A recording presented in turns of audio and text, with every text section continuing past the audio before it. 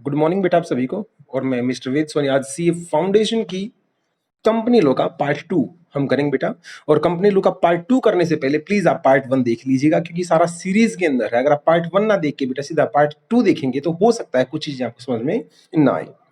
तो आज का जो टॉपिक रहेगा, इस वीडियो के अंदर हम बात करेंगे क्लासेस ऑफ कंपनी की। बिल्कुल जीरो से लेके स्टार्ट करेंगे हम, और जेड तक पहुंचने का प्रयास करेंगे कि कितने टाइप की कंपनी होती है। चलिए पेज नंबर 5.8 निकाल लें स्टडी मेट के अंदर। कंपनी, यहां से ब्रैकेट स्टार्ट करें बेटा। कंपनी में be classified into various class on the following basis. सबसे पहला बेस बनेगा बेटा, आपको पता है लायबिलिटी के आधार पर कंपनी कितने तरीके की होती है। लास्ट क्लास में सिखाया भी था। लायबिलिटी के आधार पर कंपनी दो तरीके की होती है, या तो लिमिटेड लायबिलिटी कंपनी होती है या अनलिमिटेड होती है। लास्ट क्लास में अच्छे से समझाया था। लिमिटेड लायबिलिटी कौन सी होती है सर? तीन टाइप की होती है, limited by share, limited by guarantee और limited by share as well as guarantee. यहां आपको उतना ही पैसा देना है, 10 रुपए का शेयर आप 6 पहले दे चुके हैं, तो कंपनी जरूरत के टाइम पे आप में से मैक्सिमम 4 रुपए ही और ले सकती है, क्योंकि आपकी लायबिलिटी लिमिटेड है। आपकी लायबिलिटी क्या है? लिमिटेड है। 10 रुपए दे चुके, 10 रुपए का टोटल शेयर था, 6 जमा करा चुके, तो हम बाकी कितने देंगे? 4। तो ये होती हुई कंपनी कौन सी? Limited by share. Limited by guarantee, जहां मैंने कंपनी को वादा कर रखा था कि जब तेरा लिक्विडेशन होगा, जब तू वाउंड अप हो जाएगी, जब तू खत्म हो जाएगी, उस टाइम जब तेरे को लोगों का डेट चुकता करने के लिए पैसे की रिक्वायरमेंट होगी, उस टाइम मैं तुझे 20,000 रुपए देने की गारंटी करता हूं, या मैं 40,000 रुपए देने की गारंटी करता हूं। इट मीन्स गारंटी कंपनी कौन सी होती है? जहां वाउंड अप के टाइम पे शेयर होल्डर से, मेंबर से उतना ही पैसा मंगवाया जा सकता है जितना उन्होंने गारंटी कर रखा है। कंपनी को 1 लाख रुपए की जरूरत थी वाउंड अप के टाइम पे, मैंने गारंटी 20,000 रुपए की दे रखी है, तो बेटा मैं 20,000 रुपए दूंगा, मैं 1 लाख रुपए पे नहीं करूंगा, क्योंकि कंपनी कौन सी? Limited by guarantee. एक चीज का खास इसमें ध्यान देना था, ये पैसा कंपनी की ड्यूरिंग द लाइफ टाइम नहीं मंगवाया जा सकता, कंपनी की वाउंडिंग अप के टाइम ही, वाइंडिंग अप के टाइम ही इस पैसे को मंगवाया जा सकता है। और तीसरा तो बेटा हाइब्रिड मिक्सचर है, जो कंपनी लिमिटेड बाय शेयर के भी फीचर रखती है और लिमिटेड बाय गारंटी दोनों है। तो दोनों अगर limited by share as well as guarantee, तो जो शेयर का पैसा अनपेड होगा वो भी चुकता कर देंगे, और जितना हमने गारंटी बोल रखा है उतना हम पैसा दे देंगे। दिक्कत आती है अनलिमिटेड कंपनी कौन सी होती है? जहां आपकी लायबिलिटी अनलिमिटेड होती है, जिसके ऊपर कोई लिमिट ही नहीं। मतलब कंपनी जब तक अपने डेट को पूरा ना कर दे, कंपनी जब तक अपने सारे डेट की रीपेमेंट ना कर दे, तब तक तुम्हारे से पैसा लेती रहेगी, लेती रहेगी, लेती रहेगी।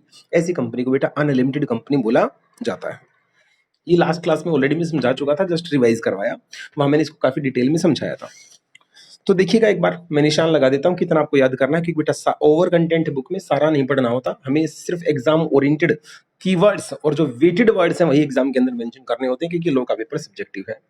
चलिए इस रेवर निशान लगवा दो फिर फटाफट। On the basis of liability company limited by share, when the liability of the member of the company is limited, limited है। कितनी लिमिटेड है? उतना अमाउंट ही आपको देना है जो आपका अनपेड है। किसके? Share held by them. जो आपका शेयर का हिस्सा अनपेड है उतना आपको पे करना है, इसको लिमिटेड बाय शेयर बोलते हैं। इतना ही काफी था बेटा, ऊपर इतना ही करना है लिमिटेड बाय शेयर। उसके बाद फटाफट आओ लिमिटेड बाय गारंटी में। लिमिटेड बाय गारंटी ऐसी कंपनी होती है जिसके अंदर मेंबर की लायबिलिटी लिमिटेड होती है। कितना? उस अमाउंट तक, उस अमाउंट तक जो आपने रिस्पेक्टिवली गारंटी दे रखी थी कि मैं जरूर कंट्रीब्यूट करूंगा, जरूर आपको दूंगा कंपनी जी, जरूर दूंगा, जब आप इवेंट ऑफ वाउंड अप, आप जब बर्बाद हो रहे होगे, लिक्विडेशन के टाइम पे मैं आपको 20,000 रुपए, 30,000 रुपए जो भी आपने गारंटी दी वहां तक मैं लायबल रहूंगा। ये कुछ नहीं पढ़ना था। उसके बाद सीधा आओ, अनलिमिटेड कंपनी कौन सी होती है? अनलिमिटेड कंपनी में बेटा एक ऐसी अनलिमिटेड कंपनी वो होती है जहां तुम्हारी लायबिलिटी की कोई लिमिट ही नहीं होती, not having any limit of the liability of member. ऐसी कंपनी को अनलिमिटेड कंपनी बोला जाता है। इसमें ये पैराग्राफ कट करके इसकी यही सारे पॉइंट्स यहाँ नीचे दे रखे बेटा, उनको देख लो एक बार। अनलिमिटेड कंपनी अगर पेपर में आती है, शॉर्ट नोट अगर आता है 2 नंबर में, तो 4-5 पॉइंट कौन से लिख के आने हैं? नो लिमिट, सबसे पहले मेंबर की लायबिलिटी की कोई लिमिट नहीं है। दूसरा, the liability ceases on when he cease to be member. अगर आप मेंबर ही नहीं रहते हैं कंपनी के, तो उसके बाद आपकी लायबिलिटी नहीं रहती। नहीं तो जब तक आप मेंबर हैं तब तक आपकी लायबिलिटी चलती रहेगी। हाँ, मेंबर के बाद की लायबिलिटी के लिए आप लायबल नहीं है, लेकिन ड्यूरिंग द मेंबर जो लायबिलिटी आपके टाइम पे इनकर की गई थी, उस लायबिलिटी के लिए तो आप जिम्मेवार रहेंगे।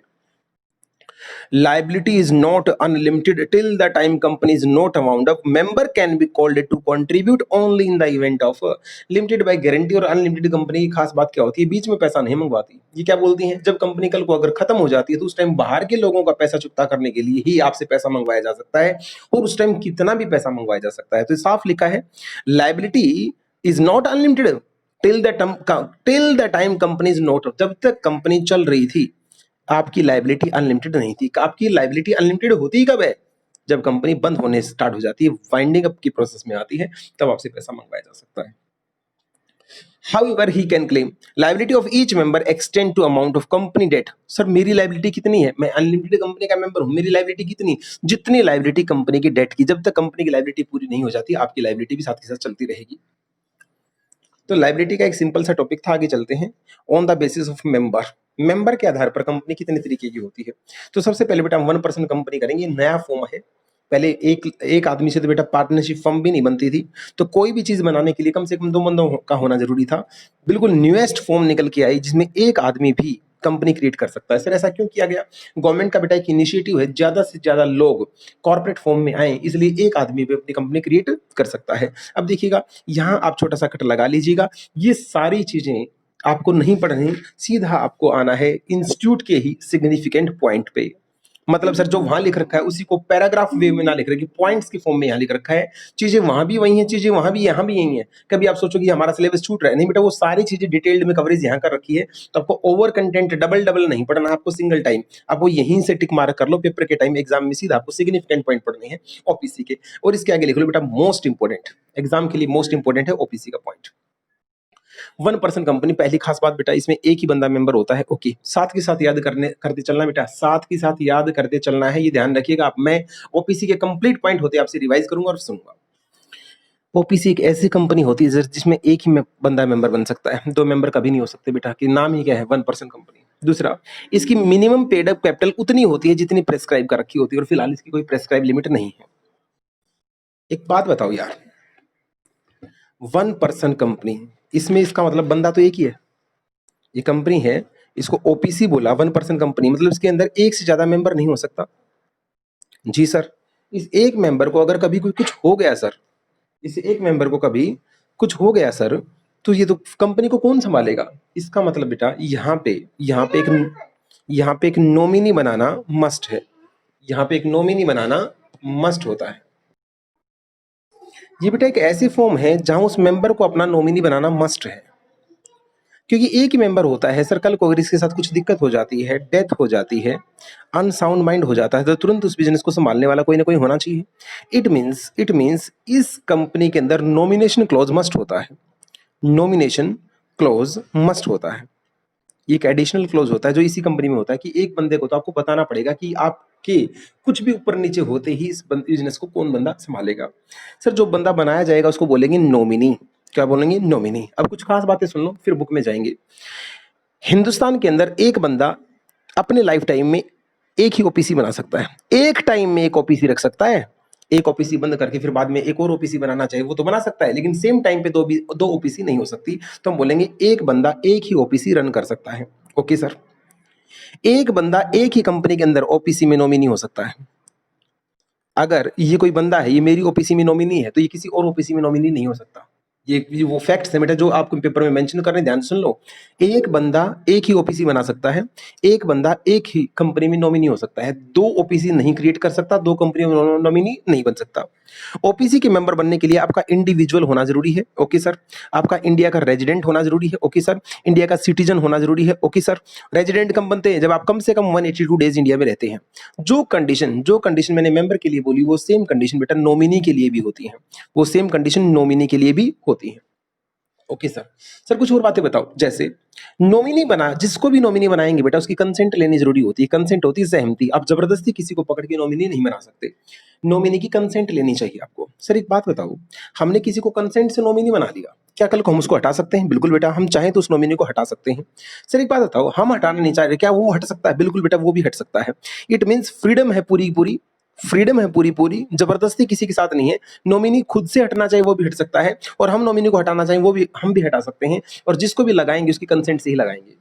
ओके सर, सर नॉमिनी को अगर हम कल को चेंज करते हैं, नॉमिनी को अगर कल को चेंज करते हैं तो ये छोटा मोटा चेंज है, छोटा मोटा चेंज है या बहुत बड़ा चेंज है? बेटा ये छोटा मोटा चेंज है, बंदे तो आते जाते रहते हैं, बहुत बड़ा चेंज नहीं है। इसलिए नॉमिनी का चेंज होना, नॉमिनी का चेंज होना कंपनी के मेमोरेंडम में चेंज होना नहीं माना जाता। कंपनी का मेमोरेंडम होता है बेटा कंपनी का चार्टर, एक बहुत बड़ी बुक होती है जो कंपनी के लिए मार्गदर्शन करती है। तो ये चेंज इतना बड़ा चेंज नहीं है कि इसको मेमोरेंडम का चेंज माना जाए। Okay sir. इसके अलावा ओपीसी, ओपीसी कभी भी चाहे तो बेटा अंडर सेक्शन 8 कंपनी में कन्वर्ट नहीं हो सकती। अंडर सेक्शन 8 कंपनी कौन सी होती है? Non profit organisation. OPC non profit organisation में कन्वर्ट नहीं हो सकती। सर एक छुटकी ओपीसी को मैं क्या बोलूंगा? एक ओपीसी है। ओके सर ये आज तो ओपीसी है लेकिन अब ये वॉलेंट्री अपनी मर्जी से अपना रूप चेंज करना चाहती है, ये कन्वर्ट होना चाहती है और कन्वर्ट होकर ये प्राइवेट कंपनी या पब्लिक कंपनी बनना चाहती है। तो ध्यान दें 2 साल तक आप अपने आप को कन्वर्ट नहीं कर सकते, वॉलेंट्री कन्वर्ट नहीं कर सकते, आपको ओपीसी ही रहना पड़ेगा। हाँ अगर आप कंडीशन टूट जाती हैं, आपकी कंडीशन टूट जाती हैं तो आपको फिर ओपीसी रहने का कोई अधिकार नहीं, फिर आपको कंपनी बना दिया जाएगा। कंडीशन कैसे होती है सर? जैसे बेटा पेड अप शेयर कैपिटल अगर इसकी 50 लाख 5 लाख से ज्यादा चली जाती है या इसका टर्नओवर बेटा 2 करोड़ से ज्यादा चला जाता है, तो इस टाइप की कुछ कंडीशंस होती हैं जो स्मॉल कंपनी के लिए होती हैं। अगर ये कंडीशन टूट जाती है तो आपको फिर वॉलंटरी नहीं मस्ट ओपीसी रहने का कोई अधिकार नहीं है, आपको दूसरी कंपनी के अंदर कन्वर्ट कर दिया जाएगा। मैं फटाफट एक बार कुछ सिग्निफिकेंट पॉइंट आपको रिपीट करना चाहूंगा, देखिएगा। ओपीसी के अंदर एक ही मेंबर होता है, मेंबर होता है बेटा एक। ध्यान दीजिएगा बेटा एक खास बात और, मेंबर अलग होते हैं और डायरेक्टर अलग होते हैं। डायरेक्टर मिनिमम, एक डायरेक्टर मिनिमम हो सकता है ओपीसी के अंदर, मैक्सिमम डायरेक्टर कितने हो सकते हैं? सर मैक्सिमम की कोई लिमिट थोड़ी ना है, मैक्सिमम की कोई लिमिट थोड़ी ना है, क्योंकि इसने ये बोला है मेंबर एक होना चाहिए, इसने ये नहीं कहा है बेटा डायरेक्टर भी एक ही होना चाहिए। इस पॉइंट को प्लीज नोट कर लें। ओपीसी में लोग मानते हैं कि मेंबर अलग होता है बेटे, डायरेक्टर अलग होता है। ओपीसी के अंदर लिमिट मेंबर पे है, डायरेक्टर पे कोई लिमिट नहीं है। सर एक बार आप हमें हर कंपनी का डायरेक्टर का बता सकते हैं कि इसमें कितने डायरेक्टर होते हैं? चलिए मैं आपको आज बता देता हूँ बेटा। ओपीसी और प्राइवेट कंपनी लिख लेता हूं, पब्लिक कंपनी लिख लेता हूं। मैं सभी के एक साथ ही बता देता हूं मिनिमम कितने डायरेक्टर होने चाहिए और मैक्सिमम कितने डायरेक्टर होने चाहिए। मैं एक साथ सारे डायरेक्टर का टॉपिक मैं एक साथ क्लियर करवा देता हूं। डायरेक्टर ओपीसी के अंदर मिनिमम डायरेक्टर एक होना चाहिए बेटा, मिनिमम एक डायरेक्टर होना चाहिए, मैक्सिमम 15 डायरेक्टर होने चाहिए। प्राइवेट कंपनी के अंदर मिनिमम 2 डायरेक्टर होने चाहिए, मैक्सिमम 15 डायरेक्टर होने चाहिए, मतलब हो सकते हैं मैक्सिमम कितने हो सकते हैं? 15। पब्लिक कंपनी के अंदर मिनिमम 3 डायरेक्टर होने चाहिए और मैक्सिमम कितने हो सकते हैं? 15। मजे की बात सभी की लिमिट 15 है, मैक्सिमम की लिमिट सेम है लेकिन मिनिमम की लिमिट बेटा अलग अलग है। ओपीसी के लिए एक, प्राइवेट कंपनी में मिनिमम 2 डायरेक्टर होने चाहिए और पब्लिक कंपनी में मिनिमम 3 डायरेक्टर होने चाहिए। सर एक बात बताओ, क्या किसी भी टाइम कंपनी में 15 से ज्यादा डायरेक्टर नहीं हो सकते? क्या इस 15 की लिमिट को नहीं बढ़ाया जा सकता? बेटा है तो इसी फाइनल का मामला, लेकिन बता देता हूं 15 की सीमा को भी बढ़ाया जा सकता है, बशर्ते आपको स्पेशल रेजोल्यूशन पास करना पड़ेगा, कंपनी के अंदर वोटिंग करनी पड़ेगी, मेंबर से पूछनी पड़ेगी और सभी से पूछ के फिर आप रेजोल्यूशन पास करके इस 15 को बढ़ा सकते हैं, कोई दिक्कत नहीं। चलिएगा, तो मैं आपको रिवाइज करवा रहा था यहाँ पे ओपीसी के खास पॉइंट्स। क्या रिवाइज करा रहा था बेटा? ओपीसी के कुछ खास पॉइंट्स, जैसे वो तो आपने हालांकि याद करना आपका काम है, लेकिन स्टिल मैं एक बार मेरा मन है रिवाइज कराने का। इसके अंदर एक ही मेंबर हो सकता है, मिनिमम एक डायरेक्टर का होना जरूरी है। Okay sir. OPC company resident होना चाहिए, इंडिविजुअल होना चाहिए। रेजिडेंट वो जो 182 दिन इंडिया में रहता है, और सिटीजन होना चाहिए। Okay sir. एक बंदा एक बार में एक ही ओपीसी क्रिएट कर सकता है, सेम टाइम पे एक से ज्यादा ओपीसी नहीं हो सकती। इसके अंदर नॉमिनी जरूर बनाया जाता है, नॉमिनी जिसको भी बनाएंगे कंसेंट से बनाएंगे। कल को अगर वो हटना चाहे तो हट सकता है, हम हटाना चाहें तो हटा सकते हैं। नॉमिनी को चेंज करना कोई बहुत बड़ा चेंज नहीं होता, नॉमिनी को चेंज करना कोई बहुत बड़ा चेंज नहीं होता। कल को अगर कंपनी अंडर सेक्शन 8 में कन्वर्ट होना चाहती है तो अंडर सेक्शन 8 में कन्वर्ट नहीं हो सकती है। सर बाकी दूसरी कंपनियों में कन्वर्ट हो सकती है, बिल्कुल हो सकती है। या तो वॉलंटरी की बात करेंगे या मैंडेटरी की बात करेंगे। मैंडेटरी होता है मस्ट, वॉलंटरी होता है मे। वॉलंटरी 2 साल तक आप अपना रूप चेंज नहीं कर सकते जब से आप ओपीसी बनी है, लेकिन अगर आप कंडीशन ब्रेक कर देते हैं, तो आपको जबरदस्ती ओपीसी का स्टेटस आपसे छीन लिया जाएगा और या तो आपको प्राइवेट बनाया जाएगा या आपको पब्लिक बनाया जाएगा। जैसी आपकी रिक्वायरमेंट होगी उसी अकॉर्डिंग आपको चेंज कर दिया जाएगा। तो ये हमने पढ़ा बेटा सारा ओपीसी के बारे में। मैंने इसको 3 बार रिवाइज करा दिया, फटाफट एक बार बुक से मैच कर लेते हैं। OPC 1 person as a member रहेगा, मिनिमम पेड अप का पॉइंट हमारा हो गया था। जो ओपीसी का मेमोरेंडम है, जो ओपीसी का मेमोरेंडम है, मैंने कहा था ना मेमोरेंडम एक बुक की तरह होती है, जो हर कंपनी के लिए मेमोरेंडम होता है। ये मेमोरेंडम बेटा एक डॉक्यूमेंट है। मेमोरेंडम क्या है? एक डॉक्यूमेंट जो इतना इंपॉर्टेंट है, जो इतना इंपॉर्टेंट है, इसके बिना कंपनी का रजिस्ट्रेशन नहीं हो सकता। इसके बिना कोई कंपनी रजिस्टर्ड नहीं हो सकती। ये पब्लिक डॉक्यूमेंट होता है, सभी के लिए अवेलेबल होता है। सर इसमें होता क्या है वैसे, थोड़ा बहुत बताओ तो। हालांकि आगे डिटेल में समझाना था, लेकिन स्टिल बता देता हूँ। मेमोरेंडम के अंदर कंपनी का नाम के बारे में जानकारी होती है, कंपनी के ऑब्जेक्ट के बारे में जानकारी होती है, कंपनी की कैपिटल के बारे में जानकारी होती है, कंपनी में कितने मेंबर हैं, सब्सक्राइबर कौन है, उनके बारे में जानकारी होती है। तो तमाम मोटी इंफॉर्मेशन कंपनी के बारे में मेमोरेंडम के अंदर होती है। तो मेमोरेंडम के अंदर यहाँ पे एक नॉमिनेशन क्लोज होता है, जो मैंने बताया था, जिसके अंदर बताया जाता है कि आप जो एक देखो बेटा, ओपीसी के अंदर एक ही बंदा होता है। इन द इवेंट ऑफ, अगर उस एक बंदे की कोई डेथ हो जाती है, इनकैपेसिटी हो जाती है, तो उसकी जगह पे कौन काम करेगा? जिसको भी नॉमिनी बनाया जाएगा, जिसको भी नॉमिनी बनाएगा, उसकी प्रायर रिटर्न में कंसेंट लेना बहुत जरूरी है। सर जिस बंदे ने अपनी कंसेंट दी है, क्या वो उस कंसेंट को विड्रॉ कर सकता है? बिल्कुल कर सकता है। सर क्या हम नॉमिनी को चेंज कर सकते हैं? बिल्कुल कर सकते हैं। क्या वो यहाँ से निकल सकता है? बिल्कुल निकल सकता है। नॉमिनी बनने के लिए नेचुरल पर्सन होना जरूरी है, इंडियन सिटीजन होना जरूरी है, रेजिडेंट यहाँ का होना जरूरी है। और रेजिडेंट जब माना जाता है जब 182 डेज की कंडीशन पूरी कर देता है। No person shall be eligible to incorporate, आप एक से ज्यादा ओपीसी नहीं बना सकते, और सेम टाइम पे आप एक से ज्यादा कंपनी के अंदर नॉमिनी भी नहीं बन सकते। No minor shall become member of nominee, minor OPC OPC का मेंबर नहीं बन सकता। इवन बेनिफिट के लिए भी उसको एडमिट नहीं किया जा सकता। यार एक ही बंदा होना चाहिए, वो तो लंबा चौड़ा होना चाहिए, क्या दिक्कत है इसमें? ये अंडर सेक्शन 8 में कभी भी कन्वर्ट नहीं हो सकती है। और ओपीसी वॉलंटरी अगर कन्वर्ट होना चाहे तो 2 साल तक उसको रुकना पड़ेगा, उसको छोटा ही रहना पड़ेगा। और मैंडेटरी में मैंने आपको केस करवा दिया था। तो तमाम इंपॉर्टेंट पॉइंट थे ओपीसी के, इसके ऊपर मोस्ट इंपॉर्टेंट मैंने लिखवा दिया था ताकि आप इसको अच्छे तरीके से याद कर लें। चलिएगा हम चलते हैं आगे। अब सवाल आता है प्राइवेट कंपनी कौन सी होती है? Private company means a company. अब देखो यहां फिर से मैं आपको बता दूं बेटा, डुप्लीकेशन में प्लीज मत पढ़ना, सीधा पॉइंट पढ़ना, सिग्निफिकेंट पॉइंट, ऊपर झांकना भी नहीं है, क्योंकि यही चीज नीचे डुप्लीकेशन में दे रखी है बेटा, प्लीज।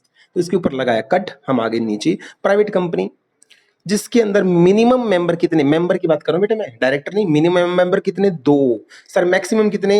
200। प्राइवेट कंपनी के अंदर बेटा, सर आप मेंबर की भी बता दो ना, एक साथ एक ही जगह पे मेंबर को लेके लफड़ा रहता है ना। लो मेंबर की एक जगह पे सुन लो, एक कंपनी ओपीसी, एक कंपनी प्राइवेट, एक कंपनी पब्लिक। सर यहाँ पे लिखो मेंबर मिनिमम, यहाँ पे लिखो मैक्सिमम। ओपीसी में तुझ पे शुरू तुझ पे खत्म, एक ही मेंबर हो सकता है, मैक्सिमम भी एक ही हो सकता है। प्राइवेट कंपनी में मिनिमम मेंबर 2 हो सकते हैं, मैक्सिमम 200 मेंबर हो सकते हैं। पब्लिक कंपनी में मिनिमम मेंबर 7 हो सकते हैं, 7 होने चाहिए। और मैक्सिमम के आगे मैंने लिख दिया अनलिमिटेड, कितने भी हो सकते हैं। तो सारी फंडा मैंने एक ही जगह पे क्लियर कर दिया है। सर प्राइवेट कंपनी में और क्या होता है बेटा? 200 से ज्यादा मेंबर नहीं होने चाहिए। सर जब ये 200 काउंट करेंगे तो इसको कैसे काउंट करना है, इसके बारे में प्लीज थोड़ा सा ध्यान दें बेटा, इंपॉर्टेंट पॉइंट है। जब आप प्राइवेट कंपनी के 200 मेंबर को काउंट करो तो मेरे बच्चे, आपको ज्वाइंट होल्डर अगर कोई है, 2 बंदों ने मिलकर शेयर अगर ले रखा तो उसको एक ही बंदा मानना है। एक खास बात ध्यान रखो। दूसरा, कुछ इंप्लॉई कम शेयर होल्डर होते हैं, इंप्लॉई कम मेंबर होते हैं। सर ये कौन से होते हैं?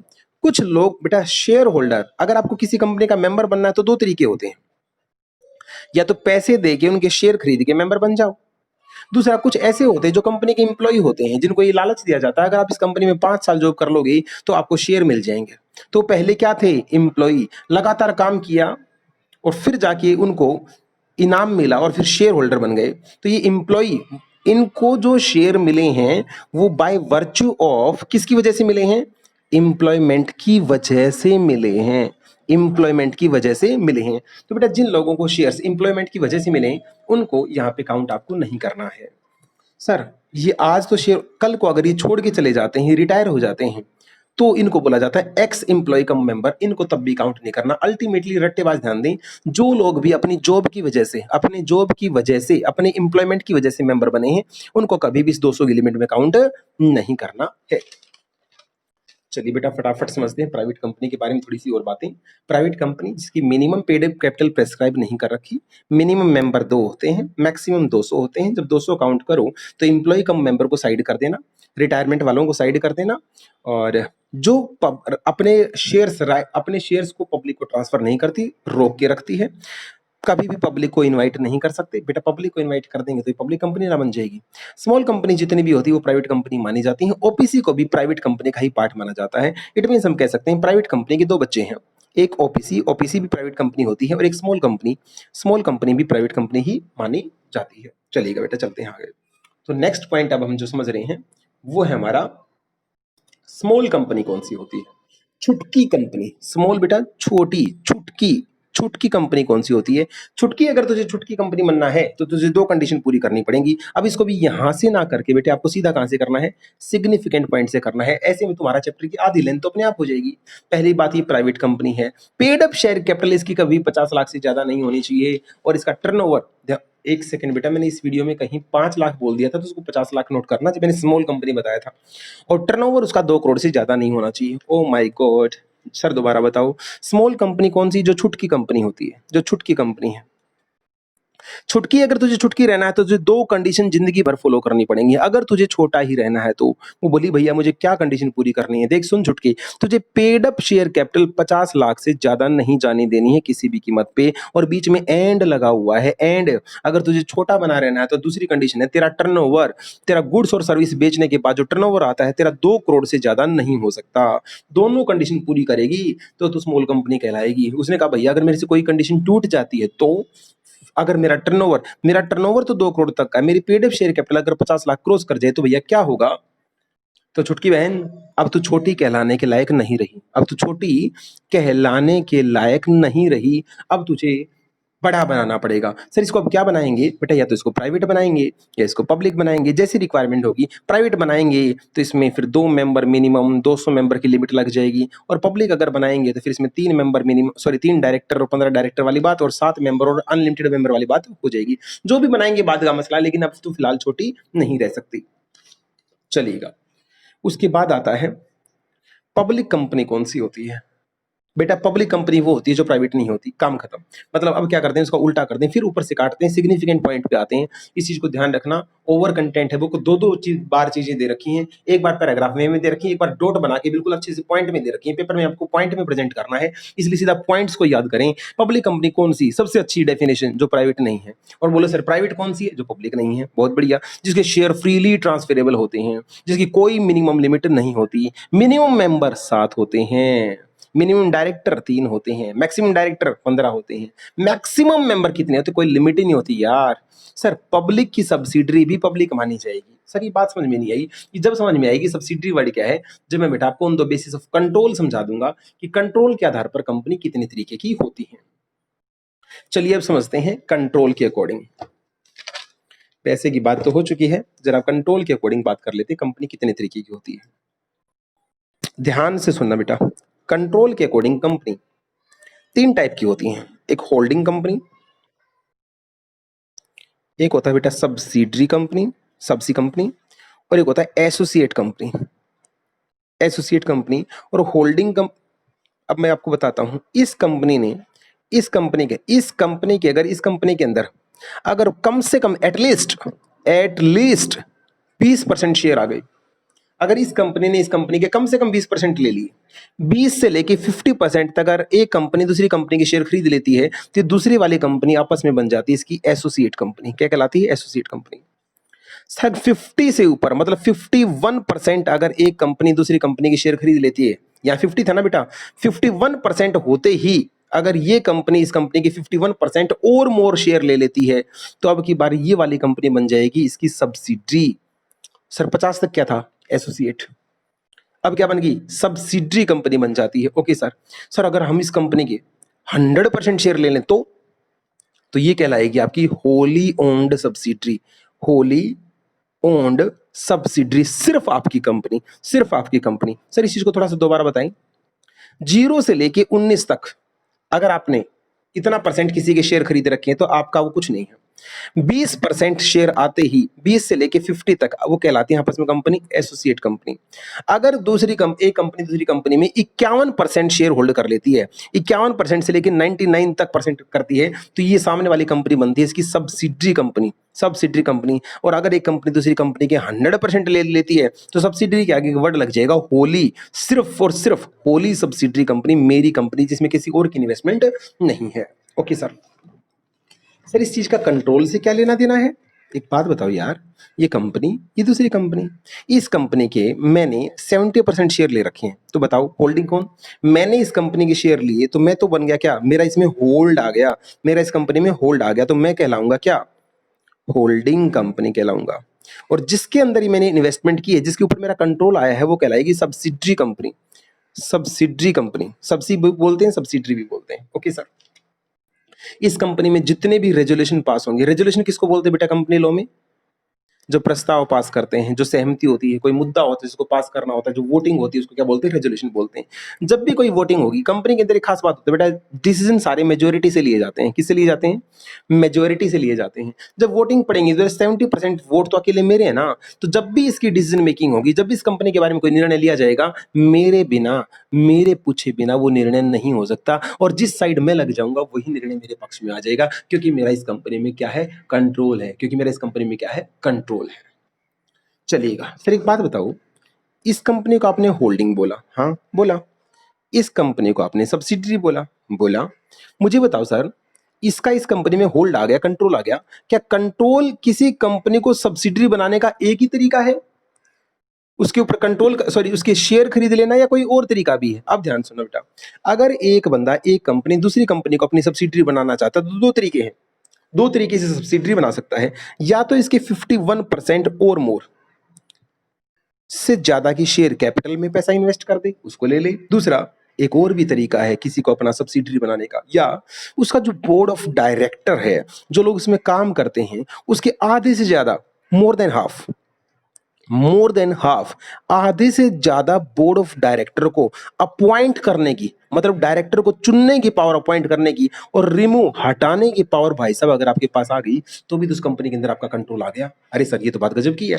इसका मतलब कि किसी कंपनी को अगर अपनी सब्सिडरी बनाना है तो दो तरीके हैं, या तो उसका शेयर कैपिटल का आधे से ज्यादा, 50% से ज्यादा, मतलब 51% से ज्यादा ले लो, और दूसरा, या उसका बोर्ड ऑफ डायरेक्टर का जो कंपोजिशन है, कंपोजिशन होता है जो मिश्रण है, जिसका बोर्ड ऑफ डायरेक्टर का जो कंपोजिशन है, उसके मोर देन हाफ, आधे से ज्यादा, आधे से ज्यादा बंदों को लगाने का, अपॉइंट करने का राइट, और हटाने का, रिमूव करने का राइट अगर आपके पास आ जाए, तो मजा आ जाएगा। ये कंपनी कहलाएगी आपकी सब्सिडरी कंपनी।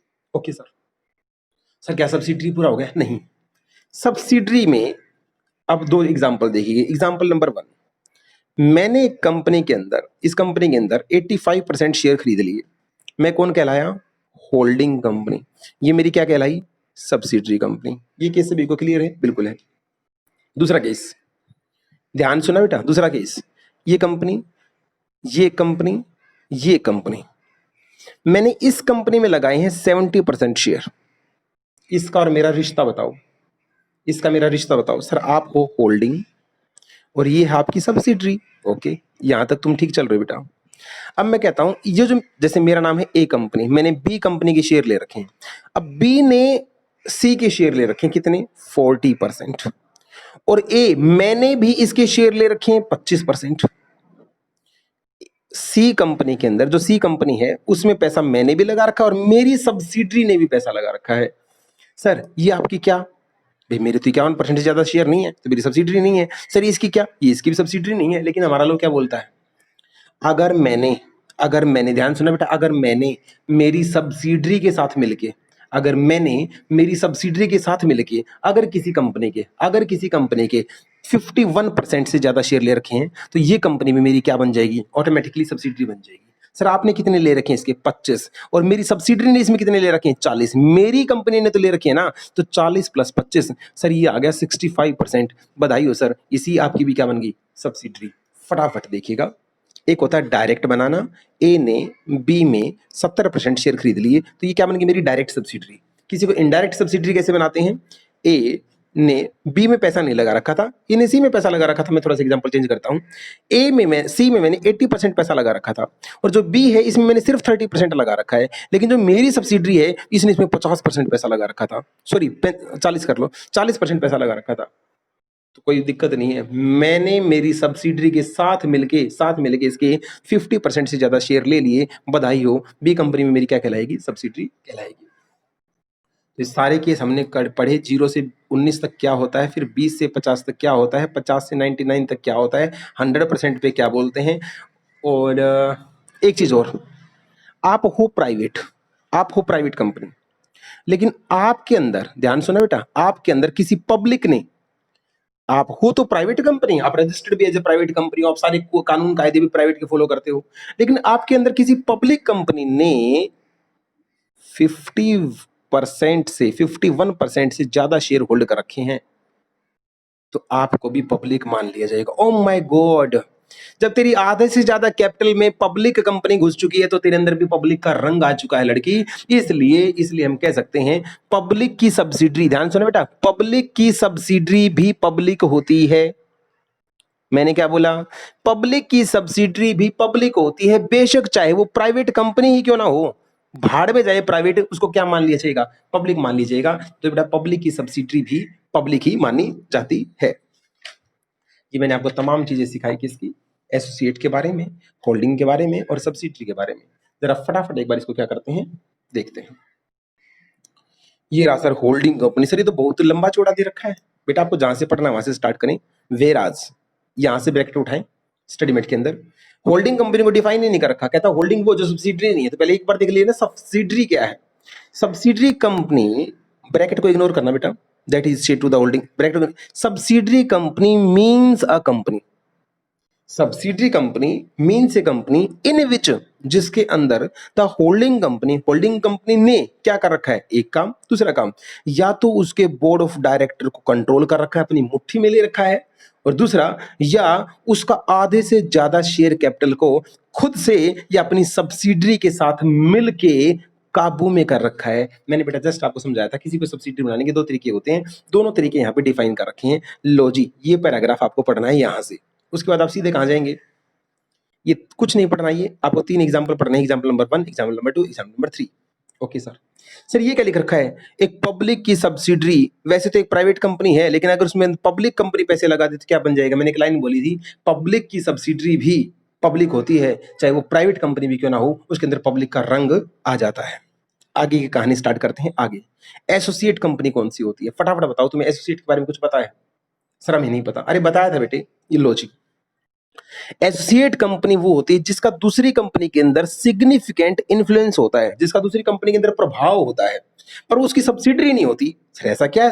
सिग्निफिकेंट इन्फ्लुएंस का मतलब बताओ सर। जिस कंपनी का दूसरी कंपनी के अंदर एटलीस्ट 20% वोटिंग राइट जैसे आ जाता है, तो उसमें आपकी हवा चलना स्टार्ट हो जाती है, आपकी सिग्निफिकेंट इन्फ्लुएंस आती है, तो उसको बोला जाता है एसोसिएट। सर इसने ये कहां लिखा है कि 20 तो लिखा है इसने, कम से कम होना चाहिए। ये कहां लिखा कि अप टू 50 होना चाहिए? बेटा ये तो हमने समझ लिया ना, क्योंकि 51% पे तो दूसरा रिलेशन आता है। क्या?